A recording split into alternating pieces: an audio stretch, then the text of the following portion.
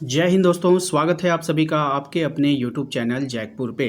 आज के इस वीडियो में हम लोग क्लास 9 का गणित स्टार्ट करने वाले हैं और वो हम लोग करेंगे चैप्टर प्रश्नावली 1.1 से, यानी कि बिल्कुल शुरू से करेंगे और धीरे धीरे सारे सवालों को बहुत ही अच्छे अंदाज में कंप्लीट करेंगे।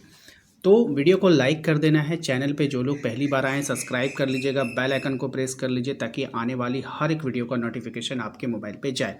सबसे पहला सवाल आपके स्क्रीन पर जो आपको दिख रहा है वो क्या दिख रहा है? सवाल में कहा गया है कि क्या शून्य एक परिमेय संख्या है?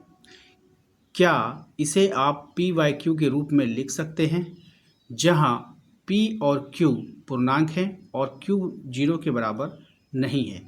ये सवाल आपको थोड़ा सा टफ लगता होगा, लेकिन यकीन जानिए आज के इस सवाल को हम बिल्कुल आसान बना देंगे ताकि आपको भविष्य में कभी दिक्कत ना हो।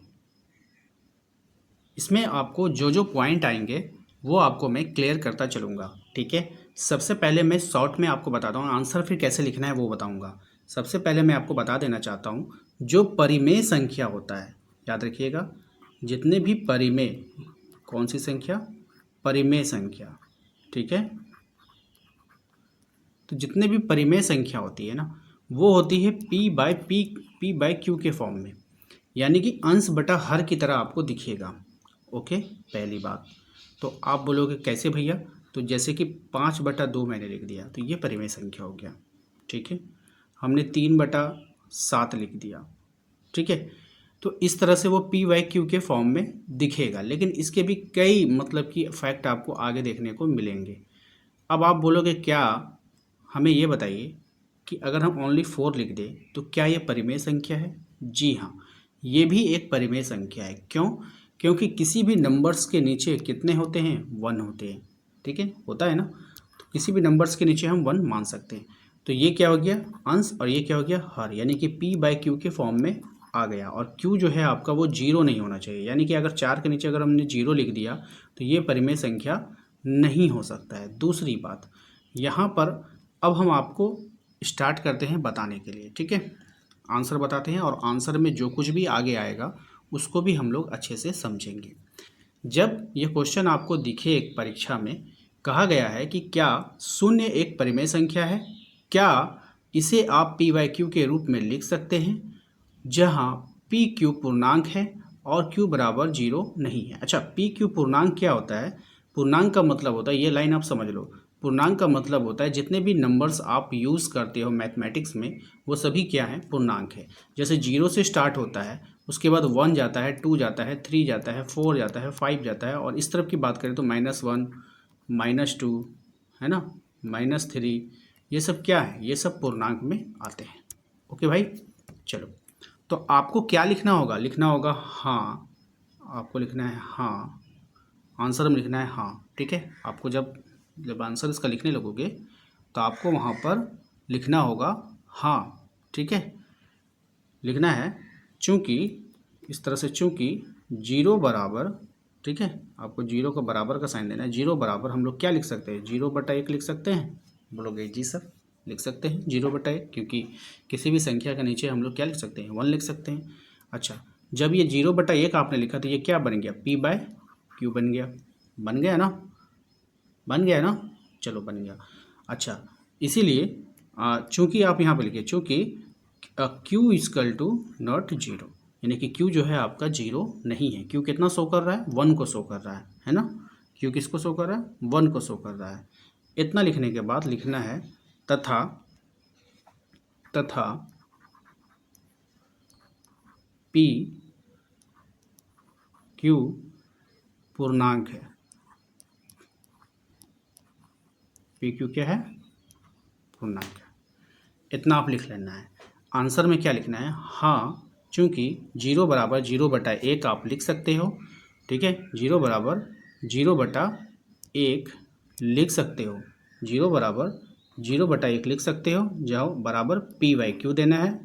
और चूँकि क्यू बराबर नॉट 0, यानी कि क्यू जो है आपका 0 नहीं है, 1 है, ठीक है, 0 के बराबर नहीं है। तथा पी क्यू क्या है? एक पूर्णांक है। मैंने आपको बताया कि पूर्णांक क्या होता है? 0 होता है, 1 2 3 4 5 होता है, इधर -1 -2 -3 होता है। तो ये सब जितने भी नंबर्स हम मैथमेटिक्स में यूज़ करते हैं ठीक है, आसानी से, जिसको हम आसानी से यूज़ करते हैं, जिसको हम संख्या रेखा पर लेकर आ सकते हैं, याद रखिएगा, तो वो सब क्या होते हैं, पूर्णांक हो जाते हैं। अब यहाँ पर देखेंगे अगर हम बढ़िया से कि ये जो हमारा इतना कंप्लीट हो गया, अब यहाँ पर इसको हम मिटा रहे हैं, आप लोगों ने स्क्रीनशॉट ले लेना है या नहीं तो इसको कॉपी में नोट कर लेना है। इतना लिखने के बाद इसके नीचे और लिखना होगा आपको, क्या लिखना होगा, तब, ऐसे आप लोग लिखिए, तब हम, ठीक है, तब हम कह सकते हैं, तब हम कह सकते हैं कि 0 परिमेय संख्या, 0 क्या है, परिमेय संख्या है। ठीक है, यही आपको लिखना है, तब हम कह सकते हैं कि 0 क्या है, हमारा परिमेय संख्या है। तो ये हमारा सटीक आंसर हो गया। तो आशा करते हैं कि आप लोगों को समझ में आ गया होगा कि किस तरह से इस तरह के सवालों को हम लोगों को कंप्लीट करना होता है। ठीक है, अब आप दूसरे सवाल पे आइए। ठीक है, उसी चैप्टर के क्लास 9 का प्रश्नावली 1.1 का जो हमारा दूसरा सवाल है, ये काफ़ी अच्छा सवाल है। ये भी एग्ज़ाम में काफ़ी बार पूछा जाता है। सवाल में देखिए आपसे बोला गया है कि 3 और 4 के बीच, किसके बीच, 3 और 4 के बीच 6 परिमेय संख्या आपको निकालनी है। कितनी परिमेय संख्या निकालनी है, 6 परिमेय संख्या निकालनी है। तो देखो, इसको निकालने के लिए कुछ नहीं करना, आपको यहाँ पे हल लिख देना है। ठीक है, आंसर लिखने के लिए आपको सिर्फ हल लिख देना है। हल लिखने के बाद कैसे इसको हम लोग बनाएंगे, जब कभी भी आपको बोला जाए 3 और 4 के बीच, कुछ मत कीजिए, आप एक तरफ 3 लिखिए और एक तरफ 4 लिखिए, इस तरह से लिख दिए, कोई दिक्कत नहीं। अब जैसे आपको बोला है कि 6 परिमेय संख्या, कितनी बोली है, 6 परिमेय संख्या, तो आपको एक ज़्यादा लेना है, 7 लेना है। ठीक है, ध्यान से सुन लीजिए, अगर 6 बोला है तो 7 लीजिएगा, 4 बोला है तो 5 लीजिएगा, 5 बोला है तो 6 लीजिएगा, नहीं एक बढ़ा के लेना है। कहाँ पे लेना है, कैसे लेना है, वो समझिए।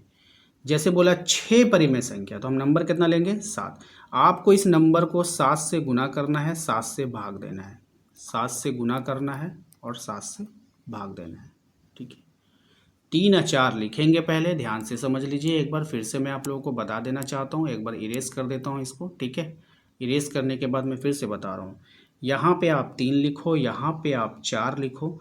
अगर आपका 6 लिखा है यहाँ, तो आप 7 लोगे। ठीक है, 7 से गुना करना है और 7 से भाग देना है। इससे होता क्या है कि 7 से 7 कट जाता है, नंबर 3 ही रहता है, कोई फ़र्क नहीं पड़ता है। ठीक है, यहाँ पर भी हम लोग क्या करेंगे, 7 से गुना करेंगे और 7 से भाग लिखेंगे, इसका मतलब 4 ही होता है। ठीक है, 7 से 7 तो कट जाएगा, तो 4 ही कहलाएगा ना, तो हम इतना कर सकते हैं। ठीक है, इतना करने के बाद ये हो जाएगा 7 तिया 21, ऊपर में क्या हो गया, 7 को 3 से गुना करेंगे तो 7 तिया 21, 21/7। और इधर की अगर हम बात करें तो इधर हो जाएगा 7 चौके कितना हो जाएगा आपका 28, 28/7। इतना लिखने के बाद आपको क्या करना है, इतना लिखने के बाद कुछ नहीं करना है, आगे बढ़ते चल जाना है, क्योंकि आपको कितना 6 निकालना है ना, 6 को। तो देखिए 21 है तो आपको लिखना है यहाँ पे 22। ठीक है, 22/7। ठीक है, 22/7। फिर लिखना है आपको 23 ठीक है, यहाँ पे लिखना है 23/7। यहाँ पे थोड़ा सा पेन चलने में दिक्कत हो रही है, 23/7। फिर लिख दीजिए आप यहाँ पे 24/7। फिर लिखिए यहाँ पे आप 25/7। फिर लिखिए यहाँ पे आप 26/7। फिर लिखिए यहाँ पे आप 27/7। ठीक है भाई, यहाँ पे 22 है, इसको आप ठीक कर लेना। ठीक है, तो यहाँ पे आपको इतना काम करना है, 3 को पहले 3 4 लिखेंगे, 6 बोला है तो आप 7 लीजिएगा, 7 से गुना 7 से भाग कीजिए। इसको सॉल्व करें तो आ गया 21/7, यहाँ पे आपका 21/7 बन रहा है और यहाँ पे बन रहा है 28/7। उसके बाद सिंपल है, आपको आगे बढ़ते चलना है। जैसे ये 21 है तो आपको लिखना है 22/7, फिर लिखना है 23/7, फिर लिखना है 24/7, फिर लिखना है 25/7, फिर लिखना है 26/7, फिर लिखना है 27/7। ऑटोमेटिक 28 के पहले तक जाना है। अब आप इसको गिनोगे तो ये 6 गो हो गया, देखिए 1 2 3 4 5 6 आ गया ना। और आपको बोला था 3 और 4 के बीच 6 परिमेय संख्या, तो यही जो आपका निकल कर आया, ये जो है 3 और 4 के बीच 6 परिमेय संख्या है। लेकिन क्या आंसर हो गया, नहीं, इसको अब हम लोग बना कर लिखेंगे। उम्मीद करते हैं कि आप लोगों ने यहाँ तक नोट कर लिया होगा। अब आपको कुछ नहीं करना है, अब आपको यहाँ पे सिर्फ लिख देना है इसको कि इसीलिए 3 तथा 4, ठीक है, लिख दीजिए यहाँ पे 3 तथा 4 के बीच, 3 तथा 4 के बीच 6 परिमेय संख्या, 6 परिमेय संख्या, ठीक है, 6 परिमेय संख्या कौन कौन है, तो कौन कौन है तो उसको हम लोग इसको मिटा रहे हैं, ठीक है। परिमेय संख्या कौन कौन हो जाएगा, जो निकल कर आया था 22/7, 23/7, 24/7, 25/7 और 26/7 और 27/7, ठीक है। ये आपका है और ये आपका फाइनल आंसर हो जाएगा। तो आशा करते हैं कि आप लोगों को समझ में आ गया होगा। अगर फिर भी कोई डाउट है तो प्लीज़ हमें कमेंट करके ज़रूर बताइएगा। समझ में आ रहा है आपको अगर, तो हमारी मेहनत जो है वो सफल हो जाएगी। ओके, चलिए अब आते हैं हम लोग क्वेश्चन नंबर 3 पर। क्वेश्चन नंबर 3 में देखिए कहा गया है कि 3/5 4/5 के बीच 5 परिमेय संख्या ज्ञात करना है। अब बटा वाला आ गया तो क्या बटे वाले से कोई दिक्कत होगी, कोई दिक्कत नहीं होगी। तो चलिए इसको भी बनाते हैं। देखिए जैसे आपको यहाँ पे बोला ना 5 परिमेय संख्या बोला, तो आपको नंबर्स कितना लेने होंगे 6। आप बोलोगे गुरुजी 6 लेंगे, एक बढ़ा कर लेंगे। चलिए उसके बाद हमने पहला स्टेप आपको क्या बताया था वो समझिए। पहले स्टेप में हमने आपसे कहा था कुछ मत कीजिए, एक तरफ ये नंबर डाटा लिखिए जो आपको दिया है 3/5, इधर लिख दीजिए आप 4/5। कोई दिक्कत, बोलोगे भैया जी कोई दिक्कत नहीं है, ठीक है, क्या बोलोगे कोई दिक्कत नहीं, आप 5 है, ठीक है, 4/5 लिख दिया। अब करना क्या है, 5 परिमेय बोला है तो एक बढ़ा के लेना है 6, 6 से ऊपर गुना कर दो, 6 से नीचे भाग दे दो, ठीक है। यहाँ पर भी आपको वही काम करना होगा, 6 से ऊपर गुना, 6 से नीचे भाग। इतना करने के बाद आपको लिखना होगा, क्या लिखना होगा, इसको सॉल्व करना होगा। अगर 3 को 6 से गुना करेंगे तो 6 तिया कितना हो जाएगा 18, और नीचे कितना आ जाएगा 6 5 30, इधर कितना हो जाएगा 6 चौके 24, और नीचे कितना हो जाएगा आपका 30। देखिए यहाँ पे 24 है, ठीक है, ये आपको क्लियर हो गया। तो एक तरफ आ गया 18/30 और एक तरफ आ गया 24/30। अब करना कुछ नहीं है, अब हम लोग आगे की ओर बढ़ेंगे। कैसे बढ़ेंगे, 18 के बाद 19/30, ठीक है। इसका कलर चेंज कर देते ताकि आपको समझ में आए। ओके, ब्लैक कलर ही ले लेते हैं। चलो इसके बाद आपको लिखना है 19/30, उसके बाद लिखेंगे 20/30, यानी कि आगे बढ़ते जाएंगे, कुछ यहाँ पर फालतू के दिमाग ही नहीं आपको लगाना है। 20 के बाद 21/30, उसके बाद लिखेंगे 22/30 और उसके बाद लिखेंगे 23/30, यानी ठीक 24 के पहले तक ये जाएगा। और आपको कितना बोला था 5 परिमेय संख्या, आप देख लो 1 2 3 4 5, 5 गो आ गया ना, तो यही बीच में परिमेय संख्या आपको निकल गया। तो क्या ये हमारा आंसर हो गया, नहीं, अभी हम लोगों ने इसको बनाया है। अब हमको इसको लिखना होगा डिटेल में आंसर को। कैसे लिखेंगे, तो ये जो आपको निकला है ये ध्यान रखिएगा, इसको आप लोग पहले नोट कर लो वीडियोस को रोक करके, क्योंकि इसको हम मिटा देंगे, ठीक है। चलिए उम्मीद करते हैं कि आप लोगों ने इसको नोट कर लिया होगा। अब आपको लिखना होगा इसीलिए, ठीक है, इसीलिए 3/5 तथा 4/5 के बीच परिमेय संख्या,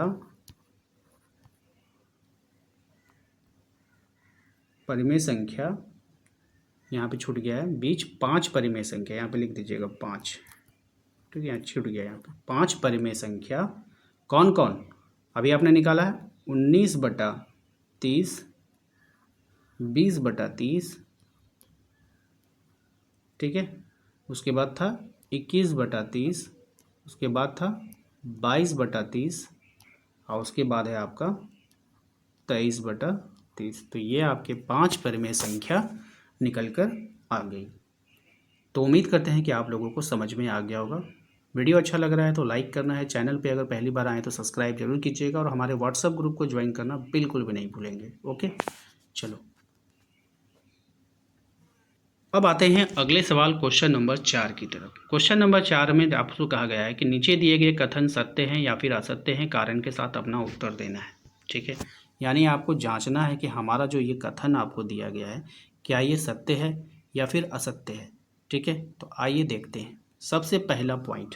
ठीक है, पहला पॉइंट में देखिए आपको क्या बोला गया, कह रहा है कि प्रत्येक प्राकृत संख्या है।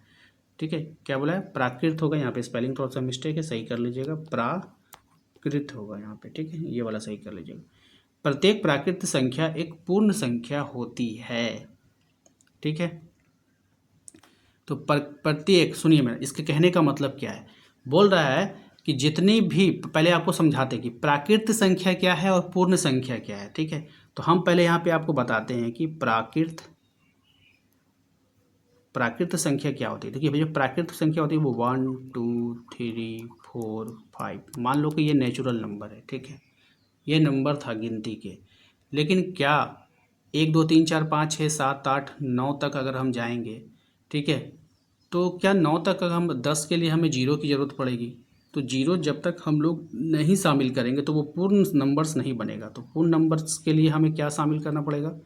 तो पूर्ण के लिए हमें जो पूर्ण संख्या होगा उसमें जीरो लगाना होगा। 0 1 2 3 4 इस तरह से आगे बढ़ेगा। ठीक है, तो जो पूर्ण संख्या के अंदर ही तो प्राकृत संख्या आ गया। अगर आप यहाँ पे ध्यान से देखोगे, जो हमारा पूर्ण संख्या है इसके अंदर ही तो प्राकृत संख्या 1 2 3 4 आ गया। तो वही तो कह रहा, प्रत्येक प्राकृत संख्या जो होती है वो पूर्ण संख्या होती है। बिल्कुल, ये सेटिस्फाई कर गया। ये जो कि पूर्ण संख्या होती है वो 0 से स्टार्ट होती है। अप्राकृतिक संख्या जो होती है तो वो 1 2 3 4 5 होता है, वो 1 से स्टार्ट होता है। तो कहीं ना कहीं पूर्ण संख्या के अंदर ही तो आ रहा है। ये जो प्राकृत संख्या है ये पूर्ण संख्या के अंदर ही तो आ रहा है, यानी हम कह सकते हैं कि सत्य है। ठीक है, क्या है? सत्य है। बात समझ में आया? तो आपका यहाँ पे हो गया सत्य। ओके, समझ में भी आ गया होगा। चलिए आगे बढ़ते हैं। दूसरा पॉइंट बोला आपको, प्रत्येक पूर्णांक एक पूर्ण संख्या होता है। ठीक है, क्या प्रत्येक पूर्णांक एक पूर्ण संख्या होता है? तो देखिए यहाँ पर मैंने आप लोगों को एक चीज़ बताया था कि ये तो पहले असत्य आपको लिख देना है, ये आंसर इसका असत्य है। मैंने आपको बोला था संख्या रेखा जब आप खींचते हो तो यहाँ पे 0 होता है, यहाँ पे 1 होता है, यहाँ पे 2 होता है, यहाँ पे 3 होता है, इस तरह से आगे बढ़ता है। यहाँ पे -1 -2 और -3 होता है। हम बात ये कह रहा है कि प्रत्येक पूर्णांक, तो ये सब क्या है? ये सब पूर्णांक है। मैंने बोला था पूर्णांक में क्या होगा जिसको हम लोग यूज़ करते हैं संख्या रेखा, जैसे 0 1 2 3 4 ऐसे बढ़ रहा है, इधर माइनस में जा रहा है। ठीक है, तो आपको यहाँ पर ध्यान दोगे तो प्रत्येक पूर्णांक, ये टोटल क्या है? पूर्णांक है, एक पूर्ण संख्या है। पूर्ण संख्या तो यहीं से है ना। पूर्ण संख्या का मतलब क्या होता है? 0 से स्टार्ट होता है और आगे चलता चलता चला जाता है। तो क्या इसमें -1 -2 ये सब आएगा? नहीं आएगा। ठीक है, बात समझ में आया? नहीं आ रहा। तो प्रत्येक पूर्णांक जो होगा, यानी कि हर एक पूर्णांक पूर्ण संख्या के अंदर है, नहीं है, तो ये हो जाएगा असत्य। ये जो अलग हो गया ना माइनस वाला पार्ट। चलो, अच्छा, प्रत्येक परिमेय संख्या एक पूर्ण संख्या है बोल रहा है। तो देखिए पूर्ण संख्या जो क्या बोला, प्रत्येक परिमेय संख्या एक पूर्ण संख्या होता है। देखिए पूर्ण संख्या का मतलब क्या हुआ था, मैंने फिर से समझाया था कि 0 से स्टार्ट होगा और 1 2 3 4 चलते चलते लाख 2 लाख करोड़ 3 करोड़ 4 करोड़ ऐसे चलता चला जाएगा। ठीक है, तो प्रत्येक परिमेय, कोई भी एक परिमेय संख्या क्या वो पूर्ण संख्या होता है? तो ये हो जाएगा आपका असत्य। क्या हो जाएगा बाबू? असत्य हो जाएगा। क्यों असत्य हो जाएगा? देखिए, अगर मान लो हमने लिखा है 7/2, क्या लिख दिया? 7/2। तो 7/2 क्या है? आपका परिमेय संख्या है। क्या है? एक परिमेय संख्या। लेकिन जब आप इसको पॉइंट में लिखोगे तो क्या लिखेंगे? 3.5 लिखेंगे, 3.5 लिखेंगे। तो संख्या रेखा पे हम लोग तो 3.5 दिखाते नहीं है, दिखाते हैं 1 2 3 4 5 इस तरह से बढ़ता चला जाता है। तो क्या ये पूर्ण संख्या के अंतर्गत आ जाएगा? नहीं। ठीक है, तो ये 1 2 3 4 के अंतर्गत आता है। तो प्रत्येक परिमेय संख्या नहीं हो सकता है पूर्ण संख्या। बात समझ में आया? तो ये था आपका आज का पूरा चैप्टर कंप्लीट हो चुका है। आपका प्रश्नावली 1.1 में 4 सवाल थे, चारों सवाल हमने आपको करवा दिए अच्छे से। उम्मीद करते हैं कि आपको समझ में आ गया होगा। तो वीडियो को लाइक कर दीजिएगा। चैनल पे जो लोग पहली बार आए सब्सक्राइब कर लीजिए, बेल आइकन को प्रेस कर लीजिए ताकि आने वाली हर एक वीडियो का नोटिफिकेशन आपके मोबाइल पे मिलता रहे। मिलेंगे नेक्स्ट अगले वीडियो में। Thank you.